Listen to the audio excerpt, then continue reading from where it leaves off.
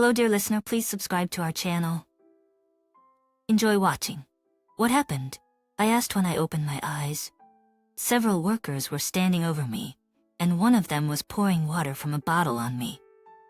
Oh, thank God you woke up. Joe, your engine went kaput, said one, scratching his temple. Long story short, you're lucky, old man? I looked around, my vision still a bit blurry, but I could see a pile of metal where my car used to be, and smoke and dust were rising from it. I tried to think about what had happened, but my head throbbed and I couldn't make sense of it. I've already called an ambulance, but they haven't arrived yet. How are you? Zane, my colleague, continued. I'm okay, really.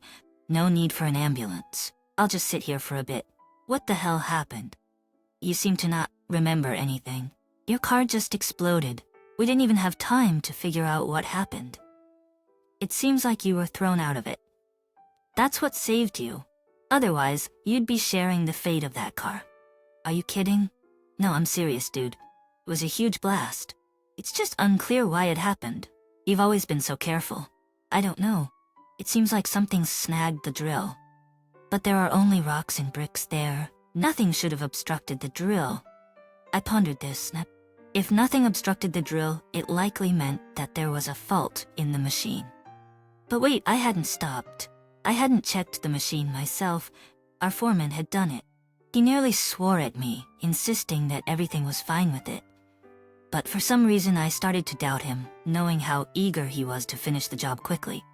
I assumed he might not have bothered to check the machine. But then why didn't he let me do it? The process would have taken no more than 10 minutes, tops. Why did he put me in such a risky situation? I could have been killed. Hey Zane. What? Since when have you been here? I stayed overnight. The foreman left me in charge today. Am I his watchdog? Why are you asking? Did you see anyone near the machine? Did you see the foreman inspect it? I can't say for sure. He arrived about an hour before you did, but he immediately sent me on an assignment. I was at the other end of the construction site. Why? Just wondering. Maybe someone else saw it? It's important. All right, man. I'll ask around, but you shouldn't get up yet. You've got a nasty bump on your forehead. It's quite scary. Only then did I notice something pressing against my temple. I carefully touched it to try and feel what it was, but it resulted in even more excruciating pain. I remained seated on the old crates, hoping that clarity would return to my mind soon. A minute later, Zane returned with a first aid kit, pulling out a bandage and wound cleaning liquid. The rest of us are already gone. How are you holding up? How many times can you ask that? I'm fed up with it, I grumbled. Yeah, I get it. Listen, Joe, I've managed to ask around a bit. In short, one worker saw the foreman tinkering with the engine, but he didn't suspect anything. He's the foreman, after all. What could he do wrong? That's exactly what I'm thinking. What could he do? Ouch. I winced in pain when Zane applied the damp bandage. Yeah, it really does hurt. It needs cleaning or it'll get worse.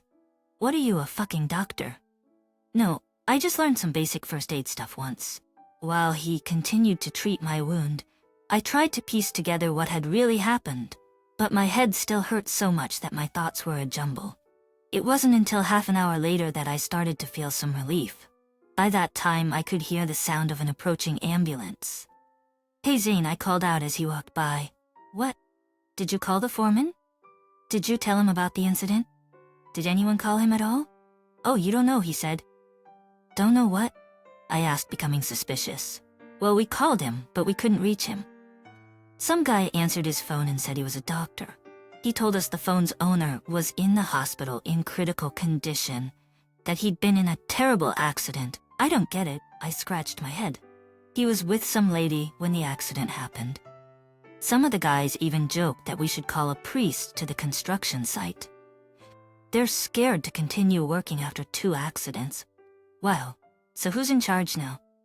We still have to get the work done, right? At that moment, doctors approached me, asking me to speak less, and began examining and preparing me for transport. I felt like some sort of lab experiment as they poked and prodded me. I'll call you or come by later, Zane shouted after me. But I was already being loaded into the van, with the doctors seated around me like guards watching over a prisoner. The siren wailing as we sped away made my headache worse. I asked them to turn it off, but the doctors injected something into me, and I drifted into unconsciousness for a while. When I woke up, I was in a hospital room, a nurse fiddling with a monitor next to me. Seeing that I had come to, she smiled, greeted me, and went to fetch the doctor. He didn't keep me waiting long, entering the room shortly after. Well, I can congratulate you. After such an accident, you're in excellent condition. Yes, of course, you've had a rough time, but considering the circumstances, you're lucky. Oh, I've heard that already somewhere, I mumbled. What was that? Sorry. Nothing. I mean, yes, I'm lucky. Can I go now? I tried to sit up, but a sharp pain shot through my temple, and I quickly returned to my previous position. No, you'll need to stay in the hospital for a while. You've got a mild concussion, but it'll pass soon. Before that, we'll need to do an MRI and a few other tests to make sure everything's okay. Oh my goodness. Couldn't you have done all of that while I was knocked out? The doctor smirked at my jest. Unfortunately, things work a bit differently here. But don't worry, if all goes well, you can probably go home tomorrow. The doctor left and I began to recall recent events. The nurse returned to the room in a hurry, and I asked her to bring me my phone. Once it was in my hands, I immediately dialed my wife's number. I wanted to let her know that I was okay and where I was so she wouldn't worry. However, she didn't answer the call. I remembered that she was planning to go to a party today, so I called Zane instead. He didn't pick up right away, but when he did, I inquired about the situation at our work site. Oh, don't worry. The company sent us a new foreman. Listen, he's a great guy. Totally normal. Not like that moron. We're back to work. I'll swing by later tonight. Which hospital are you in? That's good that you're working. Listen, did you find out anything about our foreman? By now there should be some results, right? They took him to the hospital on Coit Road. Why do you ask? You should be more concerned about yourself. The police even came here to our site. Everyone's convinced it was just an accident. Yeah, do you believe that? I don't know why I asked my colleague that, but after my question, he fell silent, and so did I. Why would the foreman sabotage my car? I hadn't done anything to him. I was left with no choice but to believe the police's version. But what intrigued me was that they had taken him to the same hospital as me. I lay there for a while and then I thought it wasn't a bad chance to meet him and talk to him. Maybe he could somehow enlighten me as to why my car was sabotaged. As I tried to figure out why my car, which had been running perfectly before, suddenly broke down, I lay there for a while. When the pain in my head started to subside, I attempted to get up. I felt a slight dizziness, but it didn't stop me from trying to investigate the situation. I knew Kyle, our foreman, might be in my department or the emergency room, so I slowly made my way down the hall. I asked around at the nurse's station, but she couldn't give me any answers. I pleaded with her, explaining that Kyle was my boss and I was worried about him. Eventually, she took pity on me and told me his room number. However, she warned me that he had just come out of surgery and had multiple fractures and a head injury. I promised not to disturb him, but I wanted to visit him. With her permission, I found his room easily in the neat and orderly hospital. When I entered, I saw Kyle lying in bed with half of his body in a cast, a foot drip attached to him, and a monitor displaying his vital signs. He had his eyes closed and wasn't moving. I approached him carefully, wanting to ask him a question.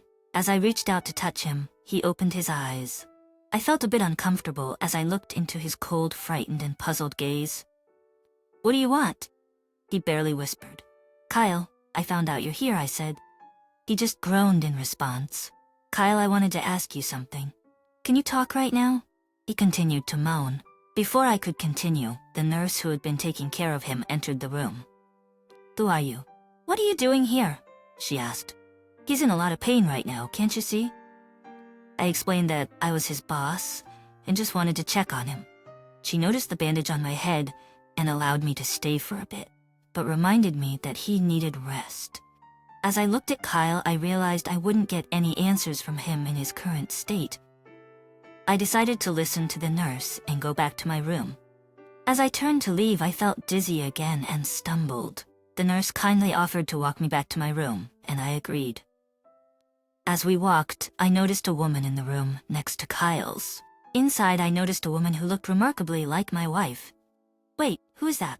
That's the woman who was in the accident with Mr. Fate.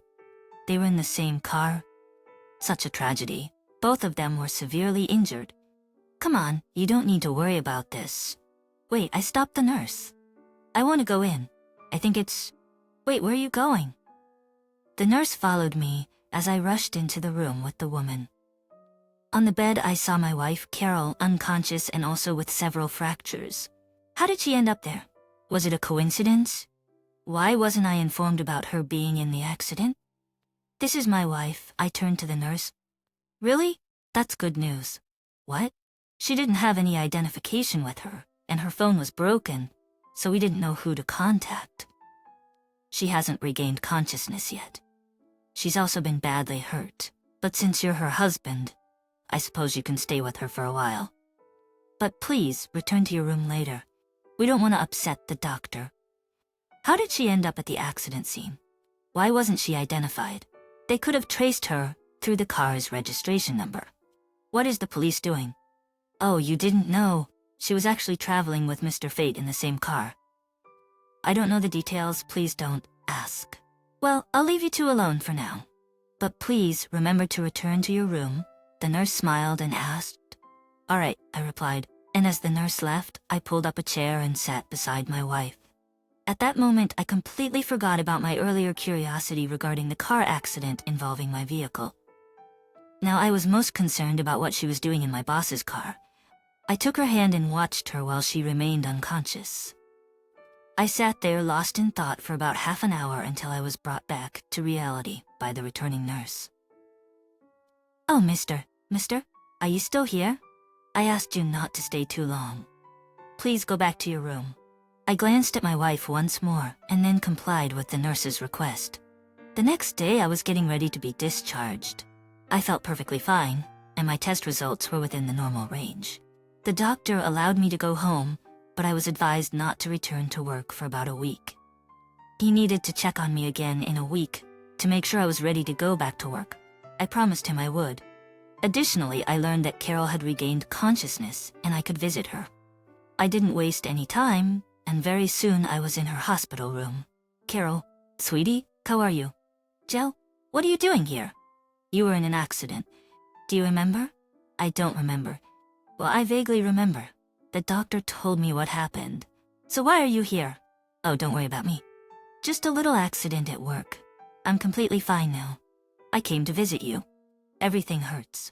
It feels like a bulldozer ran over me, she moaned. Yeah, with those fractures. I wanted to ask you, Carol. This is very important to me. What? She asked cautiously. What were you doing in my boss's car? Your boss's car? Yes. The man you were with in the accident, Kyle Fate. He's my boss. Don't tell me you didn't know. I won't believe it. Oh, you never believe me. You're jealous of every lamppost. I just caught a ride when I was going to visit a friend. I had no idea who he was. Why didn't you use your own car, then?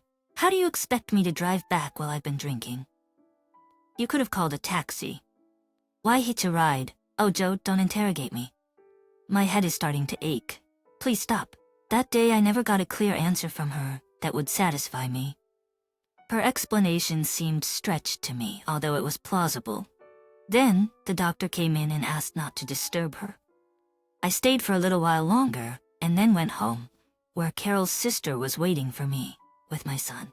During lunch, she began questioning me about everything. I told her about myself, my wife, and my boss. When I mentioned Carol and the foreman, I noticed a slight unease in her sister's expression, although she tried to hide it. Do you know something? Tell me, what are you talking about? Come on, Carol already confessed to me. I just want to know how much you know. I decided to deceive her a little, hoping that this trick would make her reveal everything. Then, her sister, unwittingly, told me about Carol's romantic escapades and that my boss was not the first person she had been involved with. She realized her slip and asked me not to reveal it. Don't worry, I won't ruin your relationship with my wife. So I learned the truth about my wife and my boss. Later in the evening, Zane called me suspecting something unusual with my car, and he asked brother, an experienced mechanic, to investigate the cause of the breakdown. Despite the little that was left of the car, he was able to determine that the main belt had been deliberately cut. The cut mark was distinct from a typical break, and he was certain. Zane, of course, reported this to the investigator and then called me to share the news. Kyle would now be investigated. For attempted murder, I asked Carol's sister to watch my son until the evening, saying I had some work-related matters to attend to. When she agreed, I returned to the hospital. At the front desk, I signed in as a visitor for my wife and headed down the corridor. But first, I entered my boss's room, closing the door behind me. There was no medical personnel present at that moment. Kyle had already regained consciousness. "Hello," I greeted him. "Joe, why did you come?" "I just came to ask why you wanted to kill me." "Did you think I wouldn't find out?" "As you can see, you messed up at the crime scene, and now the police will deal with you." "Joe, it was her idea. I didn't want to do it." He began to sound remorseful. But I didn't want to listen to him anymore. Taking advantage of his helpless state and my internal anger at what he had done to me, I reached for the IV drip and loosened the screw. Kyle tried to say something to me, but his eyes slowly closed and he stopped breathing. When I closed the door behind me, the monitors in his room started showing a flat line, and an uninterrupted alarm sounded. I entered my wife's room. She was lying there, listening to the commotion that had started in the corridor. "What's happening out there?" she asked. "I don't know. Maybe someone got worse. Don't worry. I came to visit you. This is for you." I handed her a small bouquet of flowers that I had been holding in my hand all this time. "Thank you, very nice. How's our son?" I couldn't get to a phone. The nurse said she'd bring it over, but I guess she forgot. "Don't worry, he's fine. I've been telling him stories." "You did?" "Yes, sweetheart. And I want to tell you a story, too. Remember when I told you how my grandmother told me a story about a boogeyman who comes to visit children who don't go to bed on time?" "Yeah. What's that got to do with it?" "Well, I'm going to tell you a little different story. The boogeyman is real. I've seen him. He comes to pick up people who have a love relationship on the side. The night before your accident, he came to our room and he gave me a sign that my wife was cheating on me. But I asked him very much not to take my wife because we have a small son growing up. He came to me the next day and told me that he only gave me a warning for now. But the next time, he will definitely take the one who cheats on her spouse." My wife lay in shock after such a tale. She realized that I knew everything, and I subtly hinted to her that if she cheated on me again, it would be the last thing she would do in her life. Our second story is about a guy who has been in a toxic relationship with his lying wife for a long time. This is going to be interesting. Let's keep it going. Let me take you back to the beginning. We tied the knot when I was 25 and she was 23. It was after dating for 4 years, but before that, there was an incident when she went to visit her friend in California. Her friend introduced her to a guy she had never met before. Long story short, she cheated on me with that guy for the entire 2 weeks. As a result, we called it quits for about a year. Fast forward a bit, we reconnected and eventually got married. However, during our marriage, she transformed into a completely different person. She stopped giving me love and affection, and when I expressed my frustration, she would reject me. This made me angry, and I would say hurtful things to her, reminding her of what she had done in the past because I knew it would hurt her. Now, let's go back to Labor Day weekend in 2021. My then wife was in Texas for Air Force training, and we were living in Ohio at the time. She would call me and our children, who were 7 and 3 at the time, every day and stay on the phone for a while talking about anything and everything. But suddenly, the calls became shorter and shorter until one day she missed a call completely. When I confronted her about it, she claimed she was studying for tests. However, when it happened again and she was completely drunk on the phone, I got angry and hung up on her. The next day, she told me she needed space, making me out to be the bad guy. We barely talked for 2 weeks after that. We now had 2 children, but our marriage had become more of a platonic relationship with little to no love or affection from her. I would try to kiss her, but it felt forced and empty. After our second child, we were like roommates sharing a house, and it took a toll on my mental health. I couldn't be the father or husband I wanted to be, so I sought help from a mental health professional. But let's go back a bit. When we were dating, she visited a friend in California who had married a Marine and moved there. During her visit, she met up with a guy her friend wanted to set her up with and cheated on me for 2 weeks. We broke up for a year, but then reconnected and got back together. Our marriage was rocky, to say the least, with her denying me closeness. When I would express my frustration, I would lash out and say hurtful things. So after our argument when we weren't talking, I knew something had to change. I blamed myself for our lack of spark and the effect it had on my mental health. She mentioned wanting to go camping alone, but I saw it as an opportunity to surprise her and try to rekindle our love. I arranged for a babysitter and went to her hotel on base, getting an extra key card from the staff. But when I entered her room, I saw a box of condoms and empty alcohol bottles on the nightstand. Her wedding ring was on the bathroom counter, as if it were stored there. I was stunned and devastated, hiding in the closet until she returned. When she arrived and saw me, she immediately said, "You're not supposed to be here," and locked herself in the bathroom. I demanded an explanation, but all she could say was, "I'm sorry." Without any remorse or explanation, she even texted a friend to come over, as if I was hurting her. This left me feeling like I was the one in the wrong. After I discovered my wife's infidelity, I couldn't bear to stay with her any longer. I left her immediately, jumped in a car, and headed straight to the airport to buy the first ticket back home. My heart was shattered, and I could only do the bare minimum for my kids that entire weekend. On Monday, I called her and she asked for a divorce. I agreed without discussion, still in disbelief. The only thing I managed to say was that I was taking the kids and moving back home, where I was medically retiring from the military. After we split, I did some digging, and I found out that she had spent thousands of dollars at bars and other places during her training, while telling us she was studying.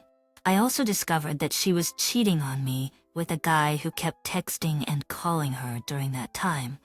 Our divorce was finalized without any fighting, but since then, she has skipped her time with the kids twice to go on mini vacations with her new boyfriend, who lives 7 hours away in DC. Despite our agreement that she could visit the kids anytime she wanted during the week if she cleared it with me first, she only did that once in 6 months. When she calls the kids, they ask where she is, and she admits she's with her new boyfriend. Last Thursday, she called me and said she missed the kids and me and wanted to get back together. I set a condition that she should go through therapy and marriage counseling. For a moment, it seemed like we could work things out. But 2 days later, she told me that she wasn't going to do any of that because she was engaged to the guy who makes her happy. My life was shattered all over again. This past year has been one of constant tears and bedridden days. Without my family, I don't think I could have survived it. I feel worthless and disconnected from everyone I date, plagued by numbness and commitment issues. I can't even find a job, and now I'm tapping into my savings to pay for a house that I bought. I often entertain morbid thoughts of being better off dead, but then I scold myself for it, knowing I have 2 amazing kids who need me. It feels like nothing goes right, and I fear losing everything, including myself. I've been seeing a therapist, but honestly, I don't know if it's doing anything for me. I'm at a loss, unsure of what to do next. Maybe sharing my story will help me feel some relief. I'm not sure what I'm looking for, but I had to get it out there. And then it happened. In January of this year, my ex reached out to me wanting to patch things up. Apparently, she had broken up with the other guy.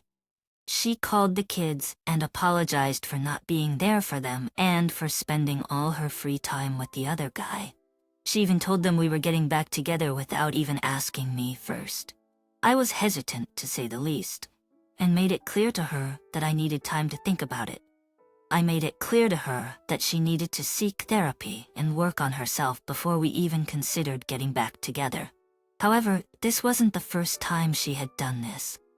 In fact, it was the 3rd time, and I was hesitant to give her another chance.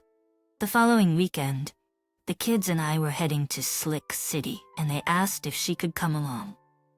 I couldn't remember if she had agreed or not, but on Friday, she called to say she wasn't feeling well and wouldn't be able to make it. We didn't think much of it and went ahead with our plans.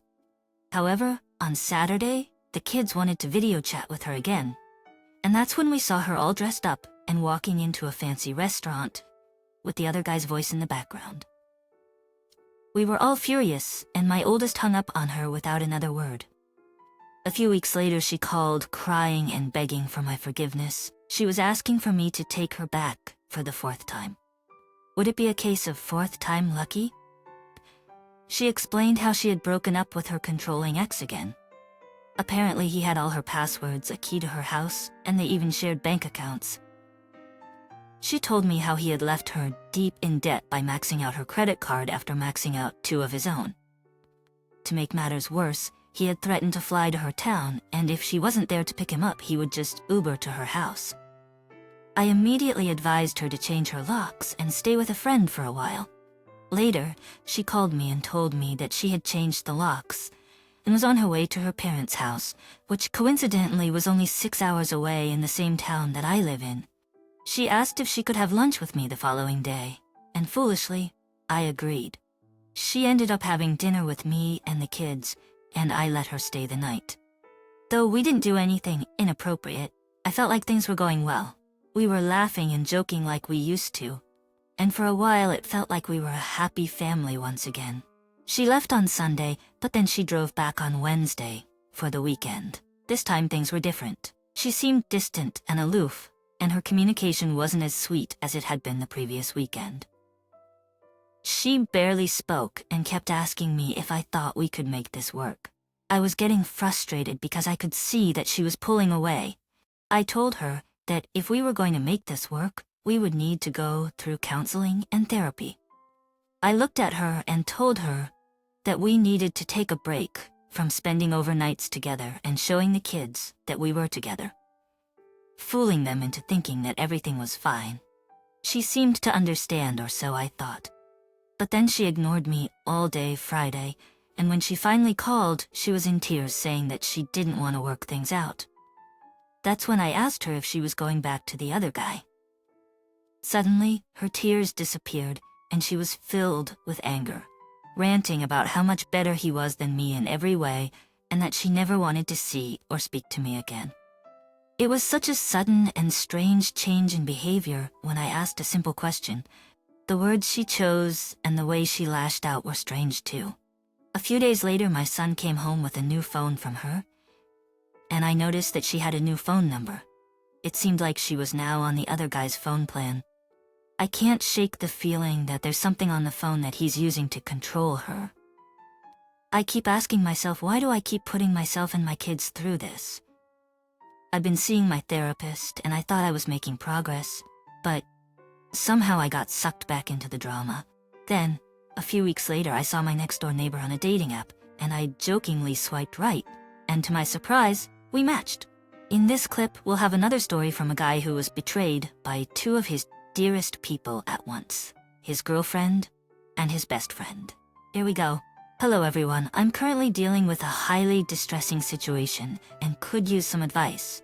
I've been in a relationship with my girlfriend for nearly 3 years now, and also had a close friend for about 2 years. Yesterday I had plans to hang out and grab a drink with my buddy. During our hangout, my girlfriend texted asking if she could join us. We agreed, and the 3 of us had a decent time together. Later, we decided to head back to my friend's studio apartment. On the way, I shared some personal insecurities, like feeling awkward about my thinning hair and my discomfort with the idea of a 3-way. Once we were at the apartment, we all settled in to watch a series together. At some point, I dozed off, and when I woke up, I noticed my friend continuously stroking my girlfriend's arm. I expressed my discomfort to my girlfriend, but exhaustion got the best of me, and I fell back asleep. My friend was getting ready for bed, and I noticed he had changed into a silk robe, which struck me as a red flag. I drifted back to sleep, and suddenly I woke up to the bed moving and the sound of heavy breathing. I was paralyzed as I realized what was happening. I rushed to the bathroom, attempting to gather my thoughts and decide on my next move. Ultimately, I chose to pack up my belongings and leave. While I was packing, my girlfriend went to the bathroom and I confronted my friend, accusing him of being disrespectful. He responded with a weak apology. When my girlfriend returned to the room, I ended our relationship then and there. I left hastily, and she followed me, pleading to escort me home and ensure my safety, but I declined. As I walked home, she chased after me, confessing her foolishness and expressing her fear of losing me. It was the first time I had seen her cry, but at that point I was too hurt to care. I'm now at a loss for what to do. I see my friend regularly at work, since we're in the same department, and I'm unsure how to handle the situation. I am overwhelmed with anger and confusion. I spent the next few days in a haze, trying to come to terms with what had happened.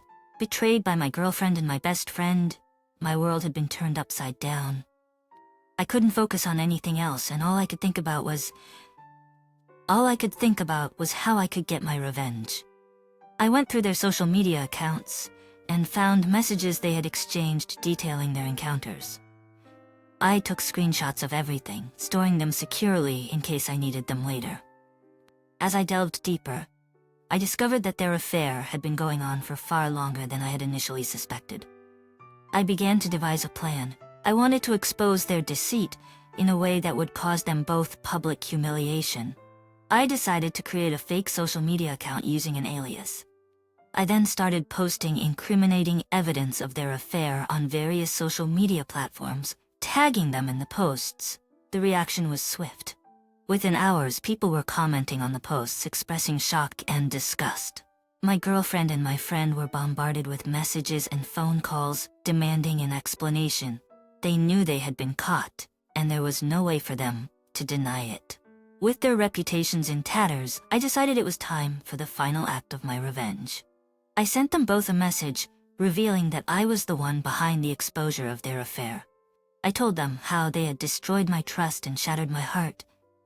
My girlfriend broke down in tears, begging for forgiveness. She swore that she loved me and that she would do anything to make it right. But it was too late. I was done with her lies and deceit. I told her as much. She was devastated, and I could see the pain in her eyes, but I refused to feel any sympathy for her. My former best friend also tried to apologize, claiming that he never meant to hurt me. But his words were empty, and I had no interest in hearing them. Our friendship was over, and nothing he said could change that. As time passed, I started to put my life back together. I found new friends, people who genuinely cared for me and supported me through the healing process. I began to focus on my career, using my anger and pain to fuel my ambition. Slowly, I started to rebuild my self-esteem, and I realized that I deserved better than what my ex-girlfriend and former friend had done to me. And as for my ex-girlfriend and my former best friend, their lives continued to spiral downward. Their reputations were ruined and they became social outcasts. My ex-girlfriend lost her job due to the scandal, and her family distanced themselves from her. My former friend's career took a nosedive, and his relationships crumbled as people realized the kind of person he truly was. If you enjoyed this story, please like and leave a comment. It's important for us and will help promote this video. Thank you for watching us.